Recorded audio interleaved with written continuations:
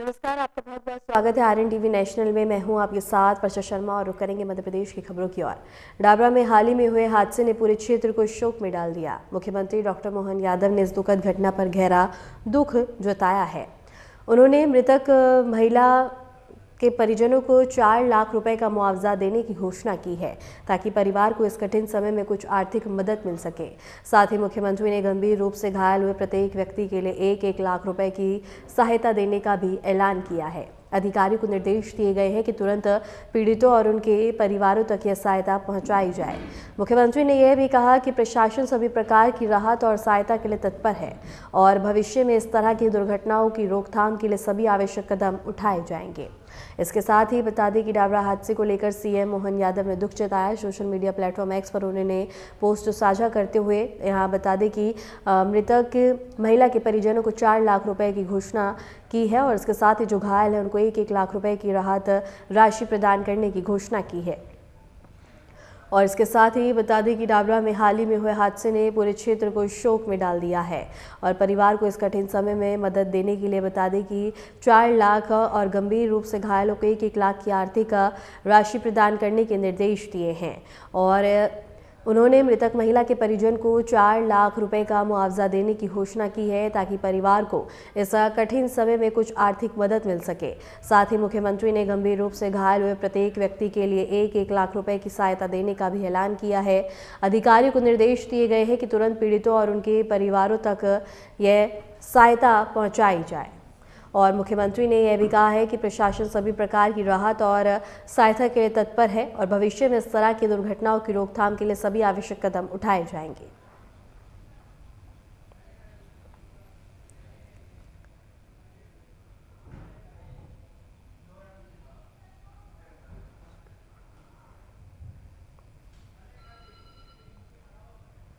मध्य प्रदेश के इंदौर से एक बेहद ही दुखद खबर सामने आई है। शहर के प्रतिष्ठित Mahatma Gandhi memorial medical college में पढ़ाई कर रहे एमबीबीएस फर्स्ट ईयर के छात्र ने हॉस्टल के कमरे में फांसी लगाकर आत्महत्या कर ली।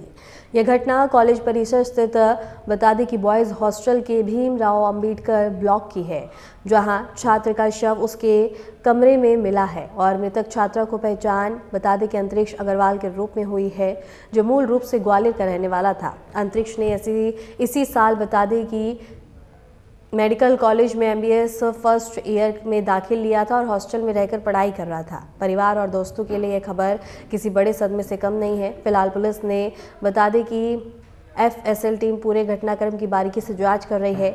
कमरे से मिले सामान और अन्य साक्ष्यों के आधार पर यह जानने की कोशिश की जा रही है कि छात्र ने यह कदम क्यों उठाया। कॉलेज परिसर में इस घटना के बाद शोक का माहौल है और छात्र बेहद ही सहमे हुए हैं। और इंदौर से ये खबर हम आपको बता रहे हैं, जहां एक एमबीबीएस स्टूडेंट ने आत्महत्या कर ली है और इसके साथ ही बता दें कि फर्स्ट ईयर का यह स्टूडेंट था। और बता दें कि सूचना मिलते ही पुलिस मौके पर पहुंची है और पूरे मामले की जांच पड़ताल की जा रही है, परिजनों से पूछताछ की जा रही है। और इस घटना के बाद बता दें कि कॉलेज परिसर में भी काफ़ी ज़्यादा शोक की लहर देखने को मिल रही है, सभी में डर है। और बता दें कि फर्स्ट ईयर का ये स्टूडेंट था।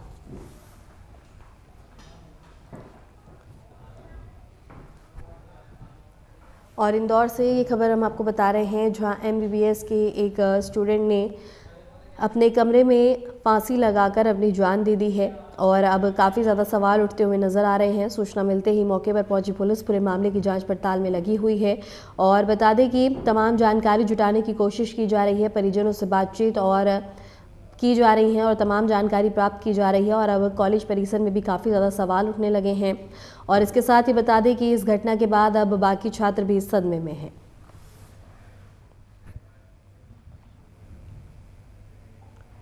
मध्य प्रदेश के कृषि मंत्री ऐदल सिंह की भिंड में हुई प्रेस कॉन्फ्रेंस उस वक्त विवादों में बदल गई जब पत्रकारों ने भिंड ग्वालियर एनएच 719 पर लगातार हो रही दुर्घटना और मौतों पर सवाल पूछ लिया। मंत्री इस सवाल सुनते ही नाराज हो गए।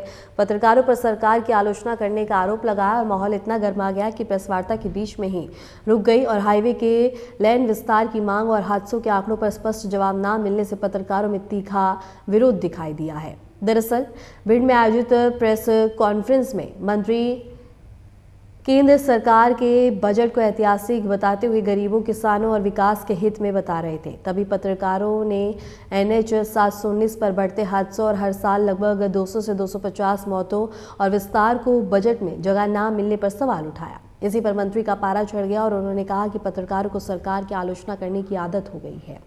और इसके साथ ही बता दें कि मध्य प्रदेश के कृषि मंत्री के प्रेस कॉन्फ्रेंस में हंगामा हो गया। पत्रकारों पर भड़के मंत्री। कृषि मंत्री ने पत्रकारों पर सवाल उठाए हैं, जहां उन्होंने कहा है कि पत्रकारों को आदत हो गई है सरकार की आलोचना करने की। और बता दें कि यहाँ पत्रकारों द्वारा तमाम सवाल पूछे गए, जिसको लेकर मंत्री भड़कते हुए नजर आए हैं। और मध्य प्रदेश के कृषि मंत्री ऐदल सिंह की भिंड में हुई प्रेस कॉन्फ्रेंस उस वक्त विवादों में बदल गई जब पत्रकारों ने भिंड ग्वालियर NH 719 पर लगातार हो रही दुर्घटना और मौतों पर सवाल पूछ लिया। मंत्री सवाल सुनते ही नाराज हो गए, पत्रकारों पर सरकार की आलोचना करने का आरोप लगाया और माहौल इतना गर्मा गया कि प्रेस वार्ता बीच में रुक गई और हाईवे के लेन विस्तार की मांग और हादसों के आंकड़ों पर स्पष्ट जवाब न मिलने से पत्रकारों में तीखा विरोध दिखाई दिया। दरअसल भिंड में आयोजित प्रेस कॉन्फ्रेंस में मंत्री केंद्र सरकार के बजट को ऐतिहासिक बताते हुए गरीबों, किसानों और विकास के हित में बता रहे थे। तभी पत्रकारों ने NH बता दें कि 719 पर बढ़ते हादसों, हर साल लगभग 200 से 250 मौतों और लेन विस्तार को बजट में जगह न मिलने पर सवाल उठाया। इसी पर मंत्री का पारा चढ़ा और उन्होंने कहा कि पत्रकारों को सरकार की आलोचना करने की आदत हो गई है।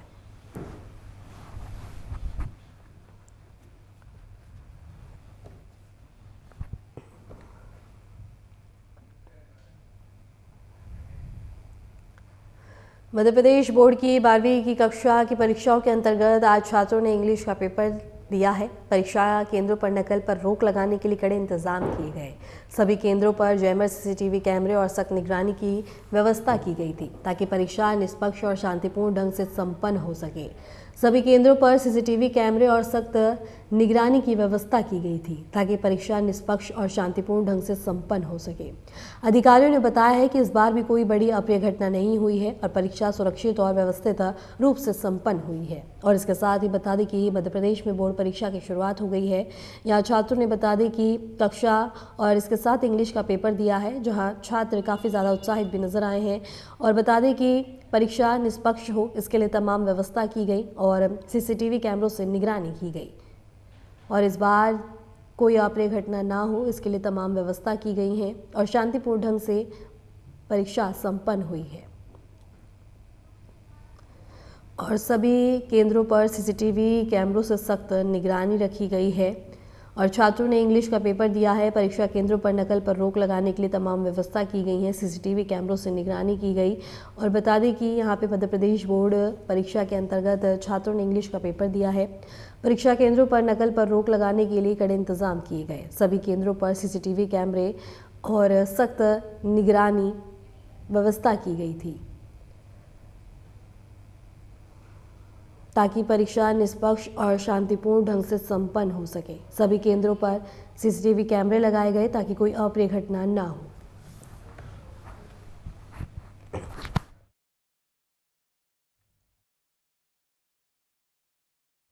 दरियापुर गांव के नेताजी सुभाष चंद्र बोस आवासीय छात्रावास में लड़कियों के लिए आत्मनिर्भर भारत पहल के तहत कौशल ट्रेनिंग शुरू की गई है। इस पहल के तहत लगभग 50 अनुसूचित जाति और अनुसूचित जनजाति की लड़कियों को शिक्षा के साथ साथ फाइबर से उपयोगी वस्तु बनाने की ट्रेनिंग दी जा रही है। इस ट्रेनिंग का उद्देश्य लड़कियों में कौशल विकास को बढ़ावा देना और उन्हें स्वरोजगार के अवसर प्रदान करना है। छात्राओं ने कहा है कि यह ट्रेनिंग उन्हें आर्थिक रूप से स्वतंत्र बनने में मदद करेगा और उनकी रचनात्मक प्रतिभा को भी निखारेगा। छात्रावास प्रशासन ने इस कार्यक्रम को सफल बनाने के लिए सभी संसाधनों और सुविधाओं का प्रबंधन किया है।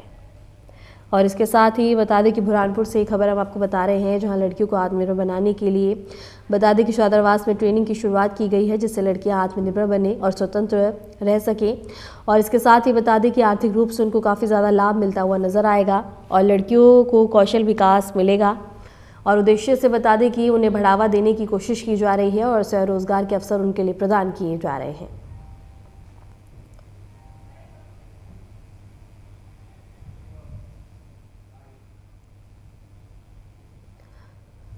और आवासीय छात्रावास में लड़कियों के लिए आत्मनिर्भर भारत पहल के तहत तमाम व्यवस्था की गई हैं।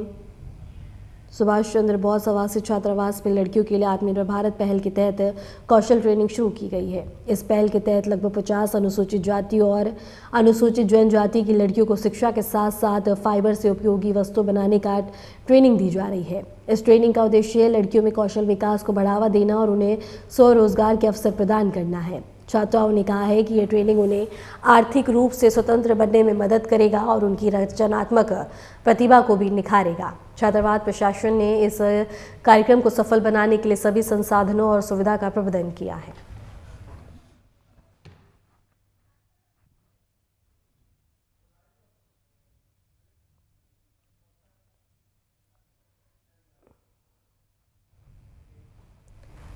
कैन बेतवा लिंक प्रोजेक्ट के तहत प्रभावित गांव वासियों ने कल देर रात एसडीएम कार्यालय पर पहुंचकर अपना रोष व्यक्त किया। प्रदर्शनकारियों ने गुस्से में पत्थर फेंके और प्रोजेक्ट से हुई बेगरियों के खिलाफ आवाज उठाई है। स्थानीय पुलिस प्रशासन ने स्थिति को नियंत्रित करने के लिए बल का प्रयोग किया और प्रदर्शनकारियों को हटाने के लिए पानी की बौछारें की हैं।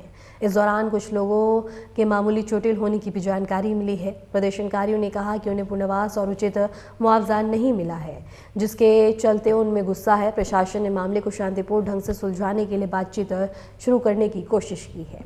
और छतरपुर से ये खबर हम आपको बता रहे हैं, जहां लोगों में काफ़ी ज़्यादा आक्रोश देखने को मिला है और विरोध जताया गया है। प्रभावितों ने एसडीएम कार्यालय का घेराव किया।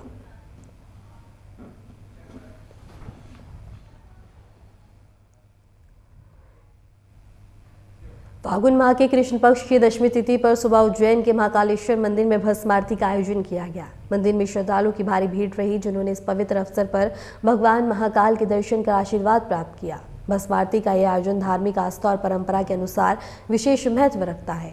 पूजा पाठ के दौरान भक्तों ने आरती में भाग लिया और महाकालेश्वर भगवान की पूजा अर्चना कर आस्था प्रकट की है। मंदिर प्रशासन ने भी आयोजन को व्यवस्थित और शांतिपूर्ण तरीके से संपन्न कराने की तमाम व्यवस्थाएं की थी। और उज्जैन से ही खबर हम आपको बता रहे हैं, जहां महाकालेश्वर मंदिर में भक्तों का तांता देखने को मिला है। इस दौरान बता दें कि भक्तजन अपनी अपनी बारी का इंतजार करते हुए नजर आए और इसके साथ ही बता दें कि यहाँ सभी ने भगवान महाकाल के अलौकिक और दिव्य दर्शन किए हैं। और अगर सुरक्षा की बात करें तो यहाँ सुरक्षा के मद्देनजर तमाम व्यवस्था की गई ताकि श्रद्धालुओं को दर्शन के दौरान कोई भी असुविधा ना हो। इसके साथ ही भस्म आरती में हर हर महादेव के जयघोष गूंज उठे, जहां श्रद्धालु काफी ज्यादा भक्ति में लीन नजर आए हैं। और उज्जैन से ये खबर हम आपको बता रहे हैं, जहां सभी भक्तों ने बाबा महाकाल के दर्शन किए। भस्म आरती में हिस्सा लिया है। सभी भक्तों ने बाबा महाकाल के अलौकिक दर्शन किए हैं।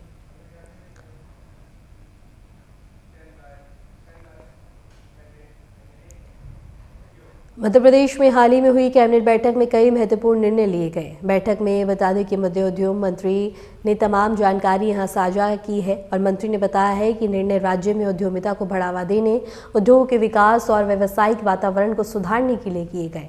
इसके तहत कई नई योजना, प्रोत्साहन और सरकारी नीतियों को मंजूरी दी गई है।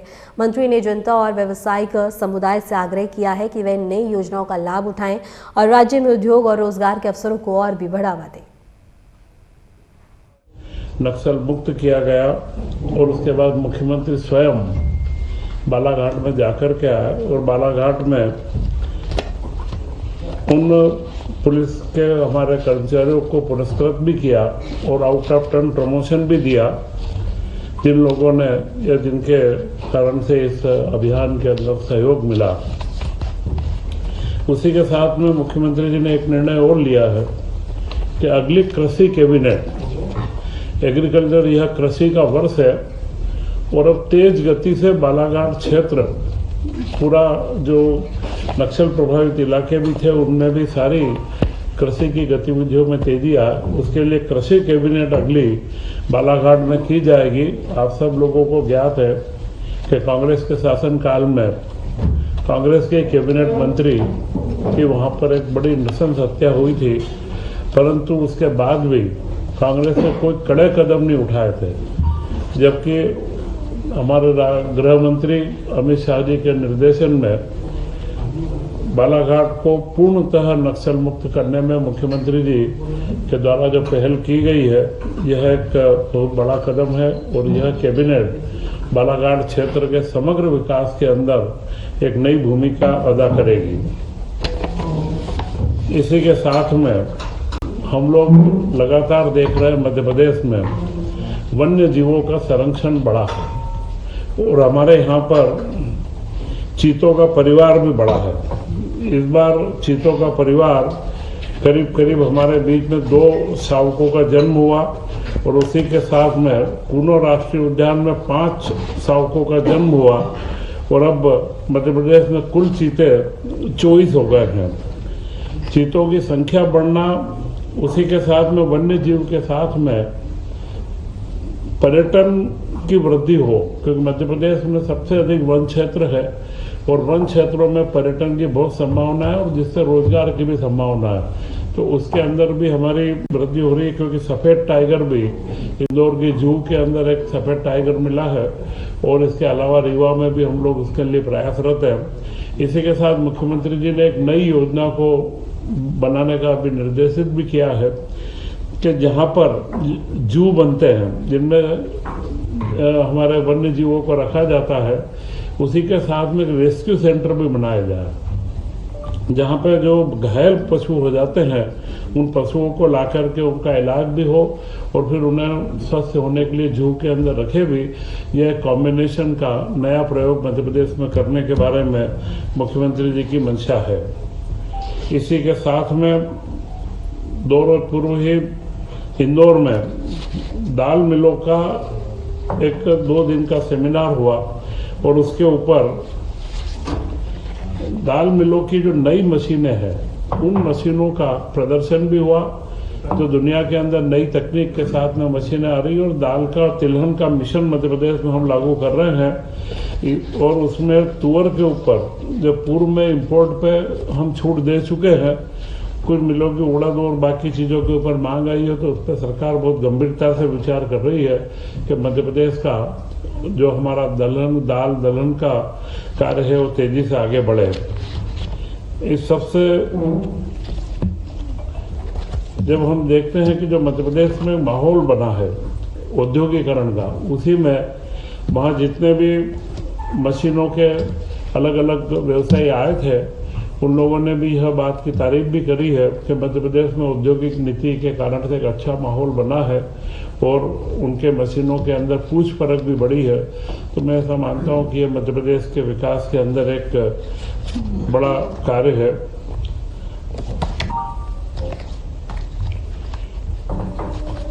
इस सीजन में जो कृषि वर्ष हमने यह घोषित किया है, इसी में सबसे महत्वपूर्ण धान के समर्थन मूल्य में वृद्धि से किसानों को बहुत राहत भी मिली है।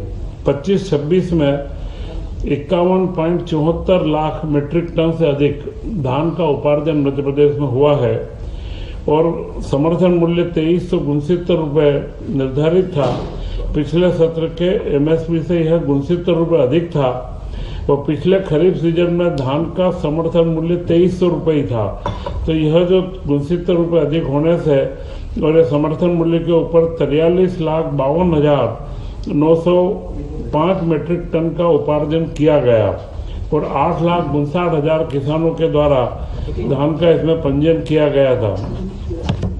तो इस वर्ष इसके 1436 केंद्र स्थापित भी किए गए थे और इसी के क्रम में अब गेहूं का सीजन अब चालू होने वाला है, तो गेहूं के लिए उपार्जन में 7 फरवरी से 7 मार्च की तिथि निश्चित की गई है और 26-27 के लिए 2585 रुपये जो केंद्र सरकार के द्वारा एमएसपी घोषित किया गया है वह पिछले वर्ष से 160 रुपये ज़्यादा है।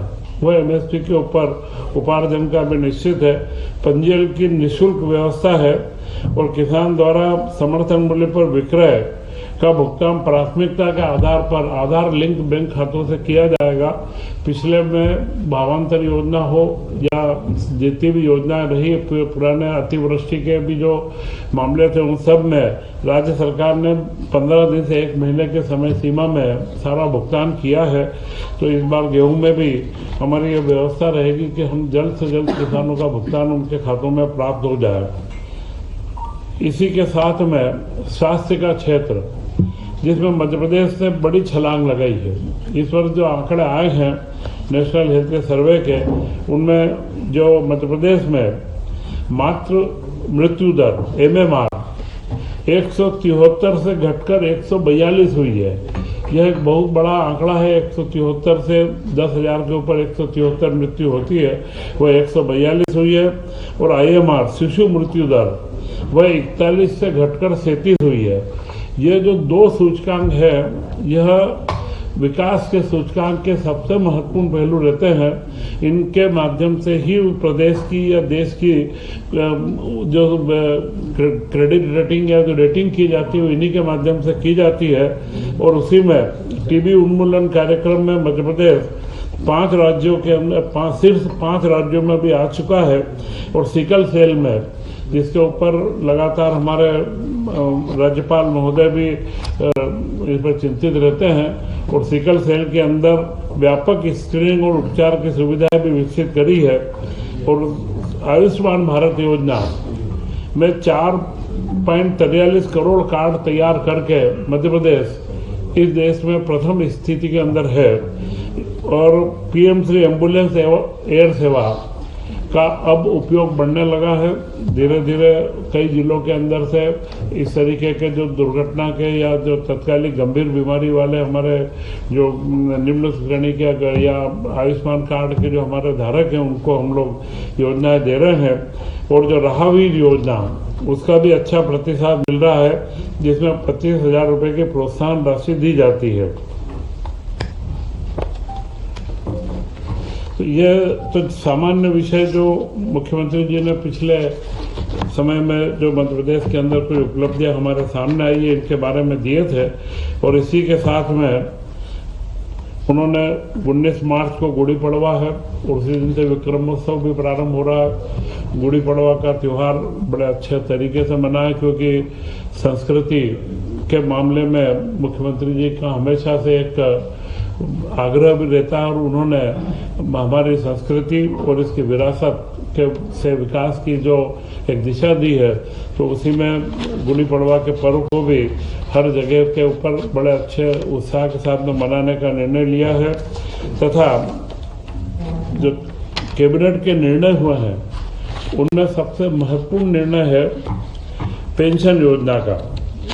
राज्य के कर्मचारियों के 2005 से जो नई पेंशन योजना लागू हुई थी, उस योजना के बाद में विभिन्न सर्कुलर व अलग अलग परिपत्रों के माध्यम से अभी पेंशन का निर्धारण होता था, तो हमारे कर्मचारियों को कई चीज़ों में स्पष्टता नहीं रहती थी।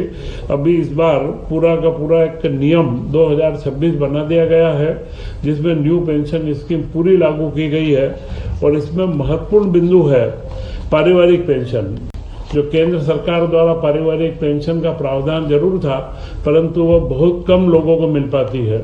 हमने मध्य प्रदेश सरकार ने इसमें विशेष रूप से जो प्रावधान किया है, वह प्रावधान है तलाकशुदा पुत्री।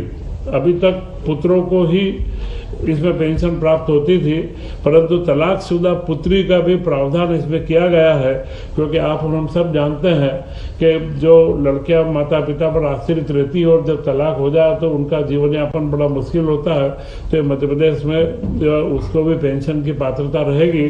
बाकी सारे नियम जो उनके स्वैच्छिक सेवानिवृत्ति और जो केंद्र सरकार ने जो जो प्रावधान दिए थे, उन सारे प्रावधानों को उनमें नियमों में समाहित करके एक नियम 2026 का इसमें अनुमोदन किया गया है। इसी के साथ में ओल्ड पेंशन स्कीम का भी और नई पेंशन स्कीम, में 2 स्कीमों का करा गया है।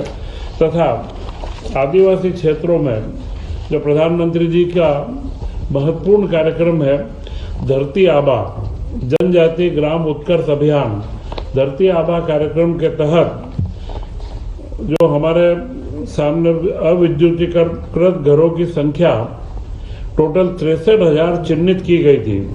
और वहाँ पर जो शासकीय संस्थान थे वो 650 थे। कुल 63,000 ऐसे संस्थान चिन्हित किए गए घर के साथ में, और उनमें उनकी जो टोटल 366 करोड़ रुपए की लागत है, वो स्वीकृत की गई है। और जो ऑफ ग्रिड है उसमें ऊर्जा विकास निगम परंपरा इसमें सोलर प्लस बैटरी का लगा करके ऑफ ग्रिड, जहाँ पर साधारण 2 लाख से ऊपर का खर्च आता है उसमें ऑफ ग्रिड का करके 97 करोड़ में 8,521 घरों के अंदर बिजली की व्यवस्था की जाएगी। इससे हम 100% लक्ष्य की ओर आगे बढ़ने में कामयाब होंगे। इसी के साथ में उच्च न्यायालय में कंप्यूटर ऑपरेटरों इनके अंदर जो कई हमारे समर्थ है उनमें 5 साल की वृद्धि की गई है। पहले 40 साल था, 45 साल किया गया है, क्योंकि जो ट्रेंड कंप्यूटर ऑपरेटर व आईटी के बच्चे हैं उनको 5 साल की जो सेवा वृद्धि करने से उनके अनुभव को देखते हुए हाईकोर्ट में इसका लाभ मिलेगा।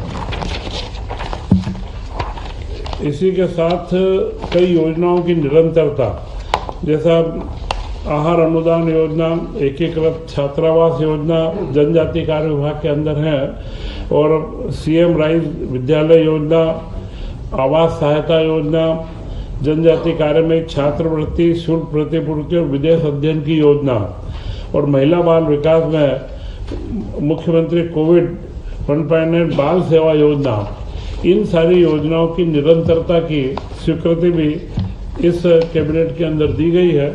तो यह फिलहाल के लिए मध्य प्रदेश की खबरों में इतना ही, और ऐसे ही मध्य प्रदेश की तमाम खबरों को जानने के लिए देखते रहिए RNTV नेशनल।